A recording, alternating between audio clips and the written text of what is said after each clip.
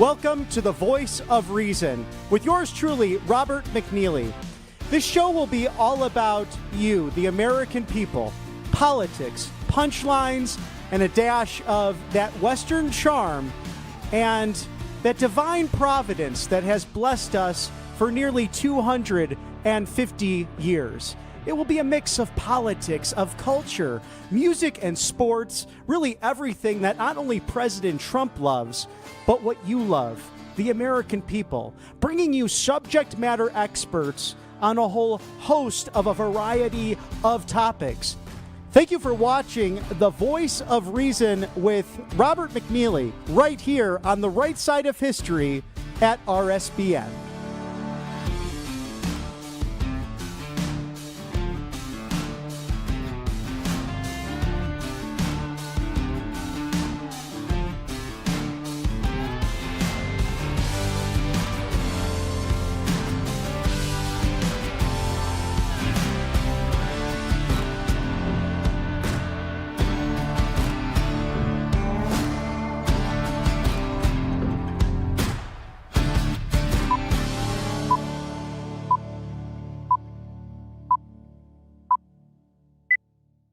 You know it's true, everything I do it for you. Welcome to the Voice of Reason.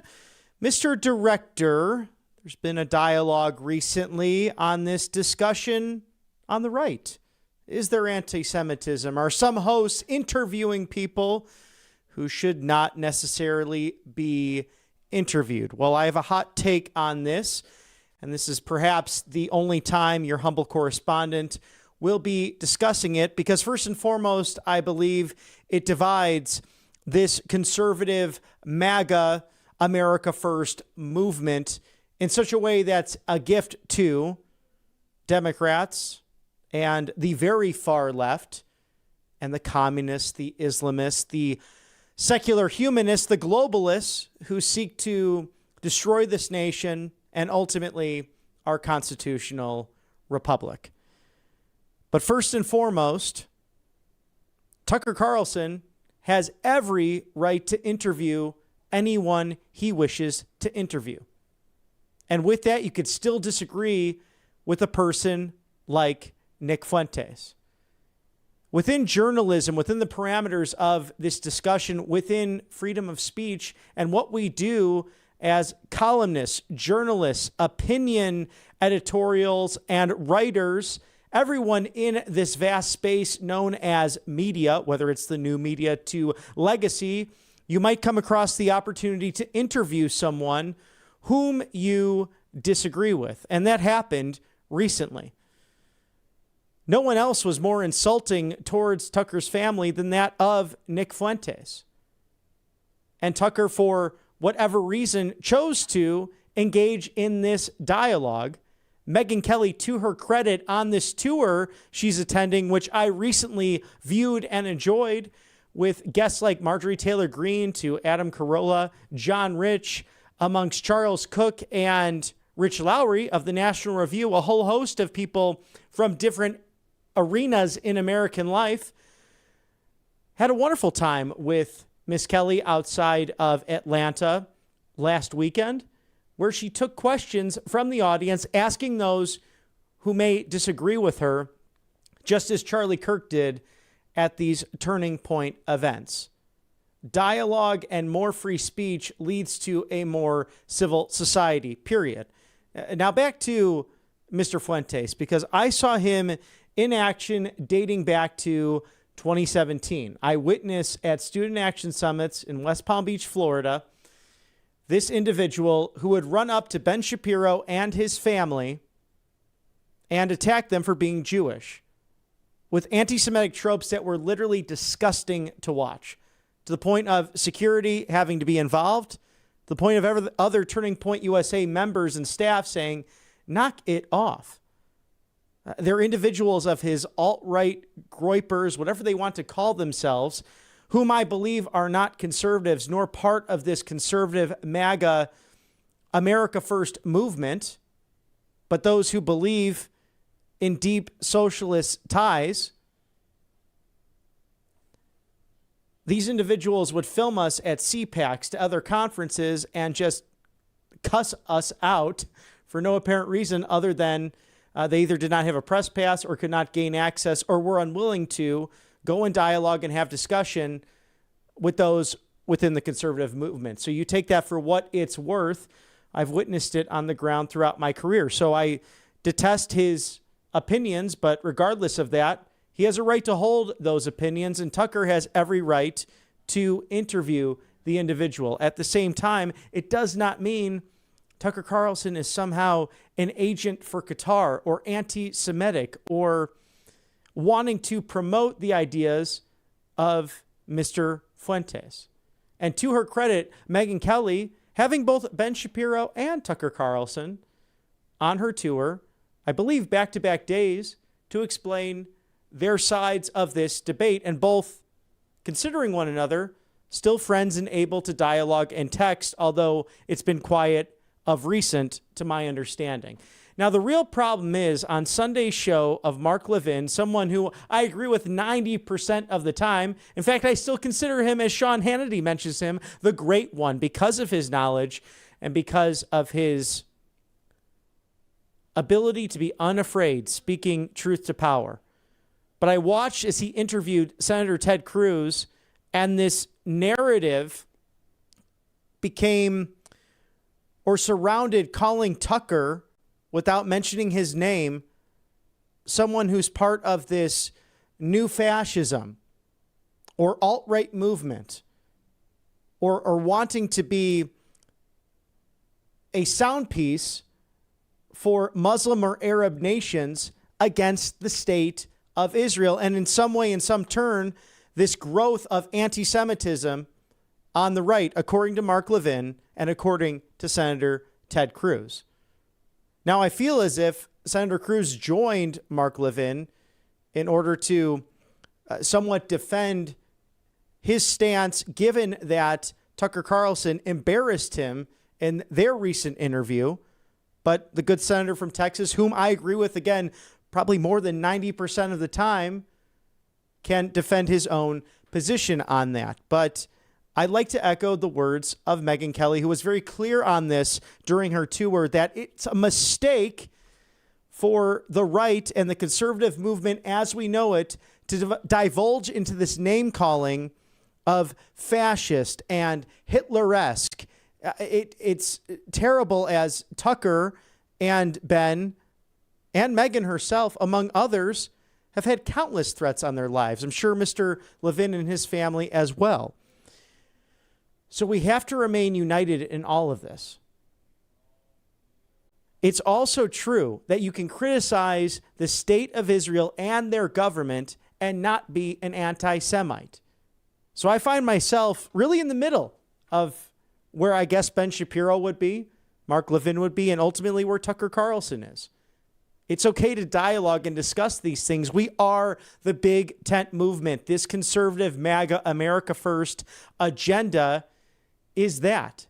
And we are better than the far left trope and rhetoric that we find almost on a daily basis that inspires people to take violent action against their fellow man. We cannot fall into that pattern.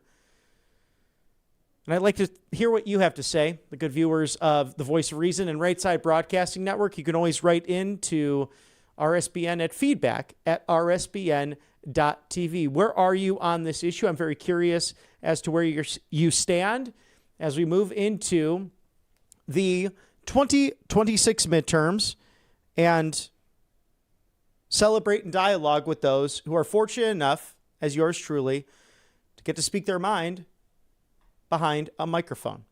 And this Veterans Day week, we celebrate that in the highest way, that these rights defended by ultimately the American soldier. It's them, not the politician, not the journalist, not anyone in American life who provides that fabric of freedom and liberty other than those who volunteer and put on that uniform to protect the United States of America.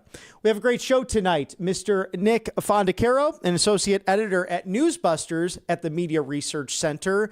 divulging and diving into the issues of the day. We're also joined by a Gen Z conservative, Georgia Morgan, who gives her take on recent events, including what's happening with Turning Point USA and the conclusion of that tour at UC Berkeley, where we saw once again the true fascists, who call themselves anti-fascists, Antifa for short, who were creating violence once again on that campus, and the irony of it, given the fact that the free speech movement, really born in the modern sense in the 1960s at UC Berkeley, well, it's gone off the rails there. But even with that happening, Turning Point USA having a peaceful and patriotic rally with actor and comedian Rob Schneider to close out the Turning Point tour.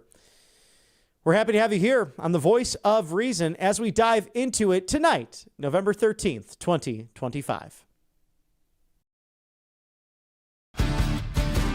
Welcome for the first time to The Voice of Reason. It's Georgia Morgan, a Gen Z conservative. I've been wanting to talk to Gen Zers, Georgia, because you are this new group of folks that seems to be on the right side of history. Yes, definitely. And there aren't many of us.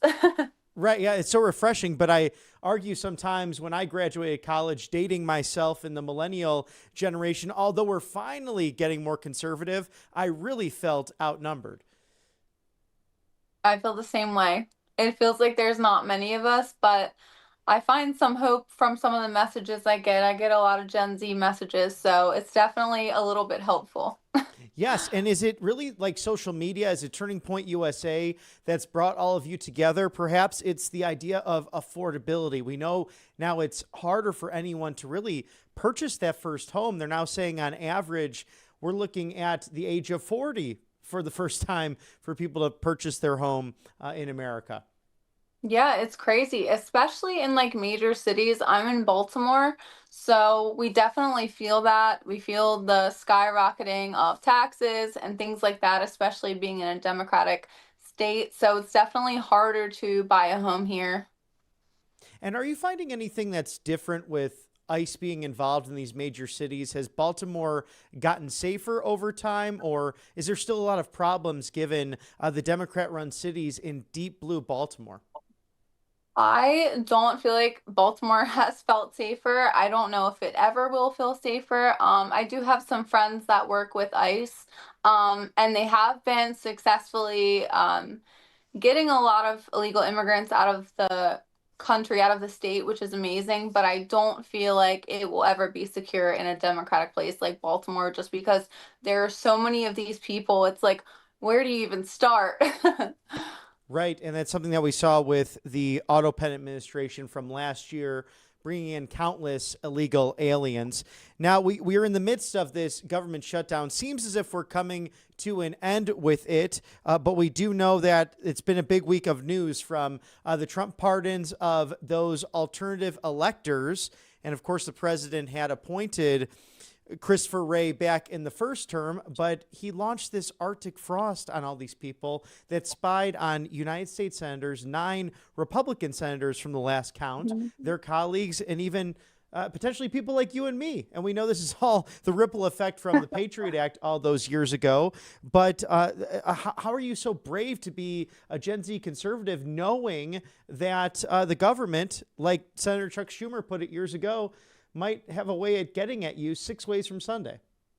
So it's actually crazy that you brought this up because I got a notification on my Instagram. You might have seen it. A sophisticated attacker has been trying to get a hold of my account. So it's crazy because I'm blowing up so quickly. I gained 100,000 followers within a span of a month. So I think that somebody is on to me and trying to shut my account down. So I definitely feel the attack on conservatives, especially right now. So that's funny that you brought that up. Oh, it's so interesting. Can you give us any secrets to the trade of getting more followers? Because clearly someone, perhaps in those surveillance corners, like you mentioned, might not be thrilled that you actually have some influence and you're able to help mobilize your fellow generation. I don't have any tips on that. But ever since Charlie Kirk passed, I've been posting a lot and trying to gain a lot of traction from Gen Z because they are the up and coming generation of voters and also the voters after them that are younger than them. I think it might be Gen Alpha, which I'm definitely worried about that generation. Um, but I'm definitely worried about how the voters after my generation are going to be because I see them so brainwashed now. And it's extremely concerning because they are just for anybody who is not white, who is not MAGA, which is extremely concerning. Well, in essence, it's this reverse discrimination we're seeing in a Yes. sense in 2025, which is rather Yes. bizarre. And I'm someone who I follow in the footsteps of a dear friend Tucker Carlson. The idea that if Yes. you hate someone based on their appearance or based on their religious or philosophical background, well, it's probably more of something you have to look at your own heart about. And it Yeah. seemed to really cross all of these different boundaries and lines, but that line drawn in the sand, it seems to be much more of a concern on the far left because we saw it at Berkeley this week, the last stop of the Yes. Turning Point tour taking place, where Antifa, once again, the so-called anti-fascists, actually using fascist tactics because they don't want you to speak your piece peacefully and patriotically. Yeah. Those people that claim to be the tolerant left, they are so violent and they're so extreme, and they call us extreme, which is crazy because we're the people trying to have conversations like Charlie Kirk. We're giving these people a platform to speak, and they're constantly attacking us, whether it's on social media or if it's physically. I mean, you see them at these turning point events, and they are just attacking anybody who is there in support of Charlie Kirk or Turning Point or even in support of ICE or police officers. It's insane. It really is. It's something to watch as we go into the 2026 midterms. And Georgia, being Mhm. a Gen Z conservative like you are, what are you most looking forward to in these midterms? Do you have a message out there for people that were thrilled from, let's say, the last three elections of President Trump being on the ballot, but of course, important matters are still on the top of the ballot, even though his name is not necessarily going to physically be present?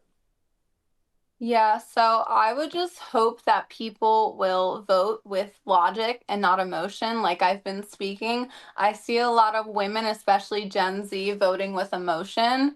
Like I said, non-white, non-MAGA. As long as they're not Republican, they're voting for them. And I just wish that people would look at policies instead of what these people look like and what they identify as far as they're Republican or Democratic. Do you think there's a reason we would call it tribalism, but for those who are not necessarily of the political ilk or not paying attention like we are on a daily basis, hour by hour? I'm not sure about you exactly, although we've been talking for some time now. I'm obsessed with this stuff. I'm obsessed with politics, Mhm. history, the culture, but it seems as if there's with younger people at times they get sucked into a vortex of, like you mentioned, the feelings over fact. But do you think there's a Mhm. reason that some of that tribalism does it exist? Is it from the college campuses, or is it from certain associations when they are in their younger years? I think it has to do with a lot of things. I think it has to do with them going to college. I see a lot more of college kids who are more liberal than anything because they're just so brainwashed. One of my best friends, she went to college and she said it was terrible. Her experience, it was once they found out she was a conservative, they told her to kill herself. They told her they hated her. She was a disgrace.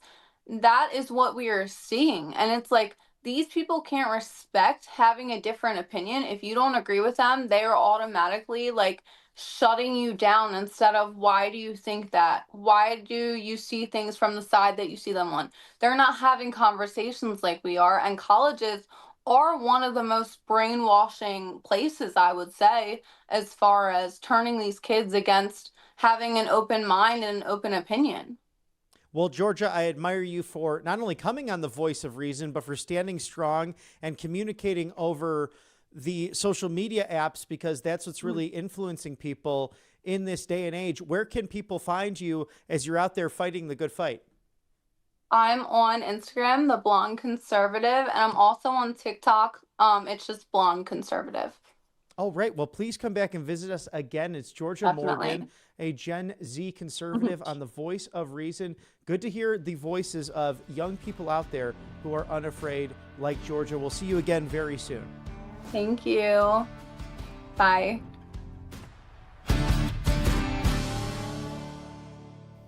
Our thanks again to the Media Research Center, NewsBusters, very own Nick Fondacaro, breaking down all of the news this week as associate editor at that fine organization.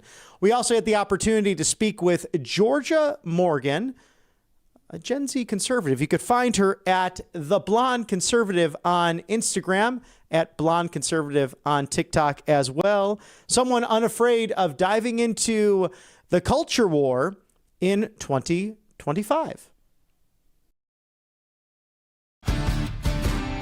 Welcome to the Voice of Reason. It's Nick Fondacaro. He's the associate editor for NewsBusters. Nick, tell us a lot that's happening right now, because I feel with the holidays coming up, people somewhat turn off the news, turn off the politics inside and outside the Beltway. They turn on those Hallmark movies. What has been that big story for you this year, especially the one to watch? Is it the shutdown? Is it President Trump ending all of these wars? Is it the tariffs? What say you going into the midterms of 2026? Yeah, obviously right now what's happening, especially this time of year, with a lot of concern for a lot of people, was the government shutdown and the SNAP benefits and the government workers getting paid. Basically, what we've been seeing is the liberal media now suddenly turning on Democrats to let people know that they were in charge of the shutdown this entire time. So basically, what we were seeing through the month of October was that the liberal media, the networks ABC, CBS, and NBC, gave a total of 83 positive statements about Democrats during the shutdown, only 12 for Republicans. And they basically, in that time, were only showing that the Democrats were routinely shielded from blame, and they were portrayed as these humanitarian saviors that were trying desperately to help the average working person. But basically now that those 8 Democrats sort of shifted and came across the aisle, the jig was up. And basically the liberal media were able to sort of turn on the Democrats to sort of punish them for going to bat for them during all this.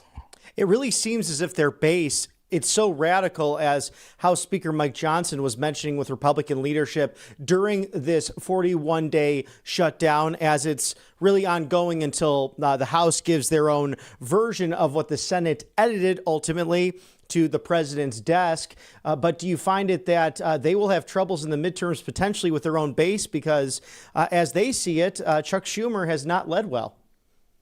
Yeah, there's definitely going to be some uptick in like Democratic infighting about this, especially that we're seeing that so many of them are being so public about it. And just the other day on The View, Sonny Hostin was basically shouting and screaming at John Fetterman, like on air, about how he turned his back on the Democrats and basically harmed and threw out all of the political points that they had accumulated and the political victory from the election in the beginning of November. So basically, the View tends to be sort of the liberal media's anger translator a little bit, and sort of saying the things that they don't want to say on air a lot of times, and basically sort of the liberal media now is upset that, and they sort of view the entire government shutdown as just leverage and political point gaining for the Democrats, which is kind of sick considering how many people it hurt. So basically, they're upset about that, and now the liberal media is going at Democrats. So we'll see how the media portrays them going forward, although this could just be a little bit of a temper tantrum before they sort of settle down and sort of lock in for the midterms. Now, Congresswoman Anna Paulina Luna mentioned that House Speaker Mike Johnson has promised her, notifying her that, in fact, the Speaker intends to put a bill forward to ban insider trading, and it's going to be marked up in committee. Is there anything that MRC is tracking with this inside of the Beltway? Because we know it's been a massive problem with the recently announced not re-election of Nancy Pelosi, who's been in Congress for 20 terms. She's the master of it, as former Congressman Matt Gaetz has laid out, but it's really a Republican and Democrat issue. If you're Martha Stewart and a private citizen, you get the ankle bracelet. You go to court. But if you're in Congress, it seems as if you can insider trade. Yeah, we're not seeing too much about the media talking about that promise right now. We'll see what goes forward if there's a vote on it, because I'm old enough to remember back when Peter Schweizer's books came out and it put a big spotlight on this a few years ago, or a long time ago, under the Obama administration. There was this big publicity push to push legislation that would limit insider trading and all these deals for Congress. And then Congress quietly in the background sort of undid all of that legislation, and the media sort of turned the blind eye to that. So right now we're not seeing anything about the promise or so far anything of that movement once that legislation comes forward, but we'll keep an eye on that definitely going forward, because that is something that both sides of the political aisle would like, some less insider trading from Congress. Oh, no question about it. So if we see that this moves forward to the president's desk ultimately with the House edits, now that it has passed the Senate after a 41-day shutdown, it goes to January of 2026. How do we avoid hitting this back wall again and having the government up against the ropes if the Democrats seem unwilling to come forward and actually fund the government? It's going to come down to what House Speaker Johnson and Senator Thune are able to wrangle together with the caucus and see if they can hold on to those 8 Democrats that came aboard and see if they can work on something in the meantime and see if they can put in a conservative plan possibly for health care to undo Obamacare that those 8 Democrats could be comfortable with. And then we're going to see how the media over here at NewsBusters, just to see how the media react to that, especially if they are very adamant that they want to hold on to Obama's legacy and want to just sort of go with the rest of the Democratic Party, and especially if this could be an opportunity for them to continue to lash out at those 8 and try to make hay and try to push for the far left wing to take over the establishment of the party. And this week is a very special week, Veterans Day, to celebrate. We saw President Trump, Vice President Pence, Secretary Collins, all at the Tomb of the Unknown Soldier. It's a time to reflect, as this time of year, Armistice Day, as it was originally known, that time to contemplate not only what we're grateful for, but the fact that this nation came from God. And these soldiers, these people who laid down their lives and sacrificed a period of time to serve their country, has led to the careers of you and me and countless others as MRC working overtime to get the real story out there. Without the American soldier, there's no freedom of speech. There's no freedom of religion. So, Nick, some of your thoughts on this week as we celebrate the American soldier. Yeah, I like to keep them like in my thoughts and prayers constantly, and just sort of like remembering that the media has had this role of they've been fans of the military recently, but we can't forget about the times like back in Vietnam where they portrayed them in very, very horrible ways, and when they came home they were spit on, degraded, and we sort of see that a little bit now where they take that animosity towards authority and direct it towards ICE, direct it towards the National Guard now. You have different organizations like ABC News and The View sort of claiming that the National Guard is going to help steal elections.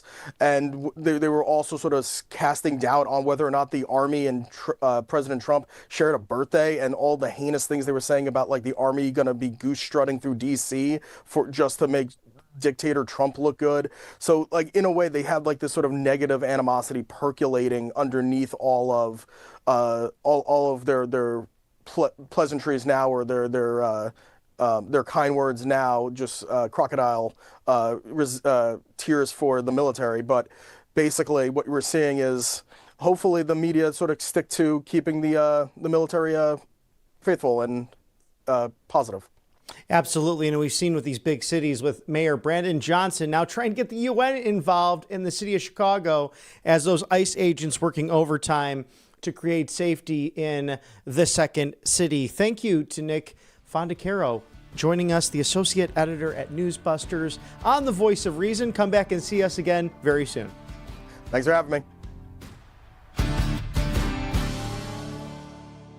On September 23rd of 1986, by the President of the United States of America proclamation, this, of course, during the 40th presidency of Ronald Wilson Reagan, Veterans Day gives all Americans a special opportunity to pay tribute to all those men and women who, throughout our history, have left their homes and loved ones to serve their country. Their willingness to give freely and unselfishly of themselves, even their lives, in defense of our democratic principles, has given our great country the security we enjoy today. From Valley Forge to Vietnam, through war and peace, valiant, patriotic Americans have answered the call, serving with honor and fidelity. On this special day, our hearts and thoughts turn to all the nation's veterans. Let us reflect on the great achievements of those whose sacrifices preserved our freedom and our way of life. With a spirit of pride and gratitude, let us recall their heroic accomplishments and thank them for their unselfish devotion to duty. They are indeed worthy of the solemn tribute of a grateful nation. I invite all Americans to join me in observing Veterans Day through appropriate ceremonies, activities, and commemorations on November 11th. And in order that we may pay fitting homage to those men and women who have proudly served in our armed forces, the Congress has provided us that November 11th of each year shall be set aside as a legal public holiday to honor America's veterans. Now, therefore, I, Ronald Reagan, President of the United States of America, do hereby proclaim Tuesday, November 11th, 1986, as Veterans Day. I urge all Americans to recognize the valor and sacrifice of our veterans through appropriate public ceremonies and private prayers. I also call upon federal, state, and local government officials to display the flag of the United States of America and to encourage all and participate in patriotic activities throughout the country. I invite the business community, churches, schools, unions, civic and fraternal organizations, and the media to support the national observance with suitable commemorative expressions and programs. In witness whereof I have hereunto set my hand this 23rd day of September in the year of our Lord, 1986, and of the independence of the United States of America, the 211th. Ronald Reagan. Always wonderful to commemorate history and that Armistice Day, which was celebrated the 11th day of the 11th month at the 11th hour, and began overseas as the official ending to the Great War, otherwise known as World War I, now turning into Veterans Day. So we hope you've had a wonderful Veterans Day week, and we pray for you and yours, and especially simply say thank you to those who have worn the uniform and continue to defend the United States of America as we reflect upon the winners and losers of the week. The winner is hands down, from my opening monologue, Megyn Kelly. Continuing in Charlie Kirk's pursuit of free speech, of dialogue, of bringing all different people together. And it was a joy to be with family and friends this past weekend in Atlanta, Georgia, Duluth to be specific, at the Gas South Arena, right outside of that fine city, to celebrate an evening of dialogue, discussion, and special guests from Charles Cook to Rich Lowry of the National Review, John Rich, the great country music superstar, Marjorie Taylor Greene of the 14th District of Georgia, the congresswoman who has been very outspoken, doing the media circuits herself, and Adam Carolla, who was quite a slice, speaking to the fact that you could still have fun, still be a comedian, and still have these opinions, and still have a positive friendship with Jimmy Kimmel, whom he used to work with, whom Jimmy helped him get his break in radio. So that was an interesting background and story. And Adam, with many laughs, brought us through how you can remain friends even if you disagree. The loser this week has to be No Hips Hakeem Jeffries, the House Minority Leader, who so desperately wants to be Speaker. He tried to whip those votes last night, but 6 Democrats joining Republicans for a 220 to 209 vote, H.R. 5371, to reopen the government, and then the president signing that into law. But we reface this potential shutdown in January of 2026. We will watch closely how this continuing resolution can now turn into dialogue and debate, a reopened government after 43 days. we'll be watching closely here at Right Side Broadcasting Network. This day in history as we look towards what happened on November 13th. So much happening over the course of history. As we look towards many different dates, it is World Kindness Day, an official observance that encourages people to be kind to one another. Not a bad idea in this day and age. It's another one marking the 317th day of the year. Can you believe how quickly we've gone through 2025?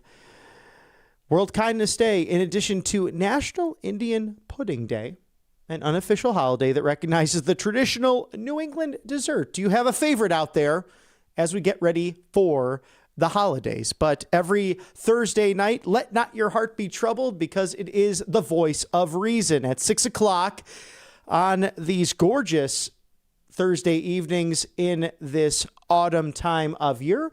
We hope that you're faring well with the colder temperatures that came in recently, but so nice to see those crisp leaves falling with all the different colors throughout this great nation of ours. So be sure to catch the Voice of Reason every Thursday night right here at Right Side Broadcasting Network. For all of my colleagues at RSBN, stay on that right side of history, and we will see you again very soon.